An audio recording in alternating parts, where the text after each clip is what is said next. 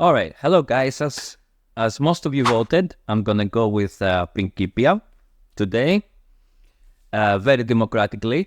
I was actually hoping this book not to be chosen because out of the four that I've placed in the voting, this is my least favorite. Not that I don't like the book. I find some stuff inside fascinating, and we're gonna go over them together. The book written by a physicist has the name Principia. Principia Mathematica is the name of Newton's essay on physics, the very, very famous one. And the book is about 243 pages long. It is written by Harapan Ong. It has a lot of pocket tricks, okay? I have to warn you with that.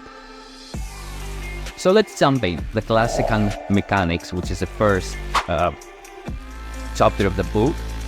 It starts with a very nice, beautiful card across, which I will let play. Generally, he values the visuality over everything else. The trick, first and foremost, has to be visual for him. So as you can see, we have a couple of four-of-a-kind productions of aces, productions of cards with the same value. We have Royal Explosions is another one effect that it produces a Flos Royale. It's not an effect actually, it's just another production. And we have also the Aroson's Heads Over Heel move, which is a method of secretly reversing one card. And there aren't many good ones. This one is one of the very, very good ones. When we review Aronson's book, which I have all of his books, he is amazing. We're gonna go over this move and we'll see it in more detail. When it comes to Harapang Ong, he has made some modifications to the move, which is not actually a move, it is a subtlety. And he has made the triumph effect out of it, forcing selections and stuff like that, not only reversing a card. And then my favorite trick of the book, which is called Twisting Move. Again, will be on the first chapter. Everything so far is impromptu. The Twisting Morph is a 4-packet trick. I will leave it up here if you want to see it fully. It's impromptu, examinable, and insanely visual. I mean, the ending is a kicker. Very good. This is one of the tricks that have stuck with me, and one more that we're gonna see in a while. I urge you to see this. It's a small video about a minute long. Most of the tricks here are a minute long. They're not routines, they're tricks, and they're mainly targeted to the intermediate magician. Then we'll have 3 degrees of separation, which is a great effect. You have ace to 3, 1 to 3. 3 selections. You put the ace to 3 in different parts of the deck. Selections very fairly selected. It's a cool trick. And when you put the 1, 2, 3 face up on the deck, you spread the deck. The first selection will be under the ace. The second on top of the ace. Sorry. The second selection will be 2 cards away from the 2, and the third selection will be 3 cards away from the 3. And then we move to the next chapter, Condensed Matter. This chapter, I think every trick in this chapter either will require a double facer, a double backer, both, and maybe some special cards that initially when this book was printed, these cards were included. They are not longer included. However, an intermediate magician, that's one of the reasons that I'm mentioning intermediate again and again, is because these cards that are required, 95% of them, you will be able to find. You must already be having them. So this chapter mostly focuses on that. You will always see a double parker, a gaff card, let's put it this way. So some sandwiches, but really, really clean, with some jokers which are mini, or some 7s which are mini 7s, and somehow the mini cards drop a very big card inside them, and you're like, okay, how did it hit? How was the card hidden in there? So it's all visual. Then we have Oops, another sandwich effect, which he gets it wrong, but then in a very visual way, the 2 cards that are in the sandwich change while throwing them in the ground. The change. Now a transposition. This is a transposition of 4 cards into one card. But this one card is a jumbo card, okay?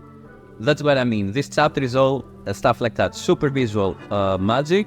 So you get your money's worth as long as you can, you know, have some gaffs on already. If not, then you will be able to do 60 to 70% of the book without any supplementary cards, just with a regular deck. 70% is not a bad ratio, right? And if you're into the gaff world, yeah, then it's the book for you, really. And if you like pocket tricks as well. And also with the trick to trick deck, which is the other trick that I really like, because it takes one of the silliest decks you can ever use, and it makes something wonderful with it. It makes it a game you can play with a spectator. It's a game that the magician wins, and you will see how it's played, how it plays out. Also, we have more stuff with double facers. Ace Productions, a great method of a combination of double facer and a double backer together can do miracles. We have a trick here that is fooling. If you don't know those, you're totally fooled. Another particle physics, routines with small packet of cards, a lot of transpositions and sandwiches with double packers and double phrases. Also, some more times effects. Some effects you will need 4 identical jokers, and one trick you will need 4 identical 4 kings. All of them must have different backs. Packet tricks that will make cards go white, make cards change from one card to the other. Different combinations with gaff cards included. This is pretty much the most of the chapter, and it ends it up with the world's smallest color change. Okay, second to last chapter, beyond the standard model.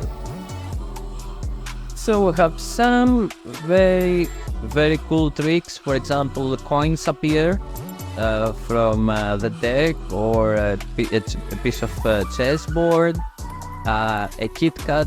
You know, the magician explains what it is to hold a break. Okay, and the Kit Kat appears, you know, when you need to have a break, and presentation is kind of like that. You're explaining what is a break to the audience, and the Kit Kat appears, so they can have a break if it was hard to do, for example, the trick. The flex card, it's a card that unfolds and gets bigger or changes to another card by unfolding, which you have to make yourself. And lastly, optics, which is a small collection of visual eye candy for videos. So we have a card that shows a frog and it changes to a jack, and the effect is called the prince. You know, the frog became the prince.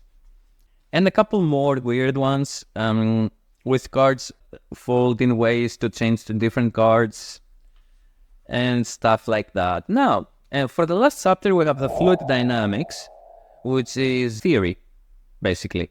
The theory is mostly focused on the structure of the effects, how to make your own trick.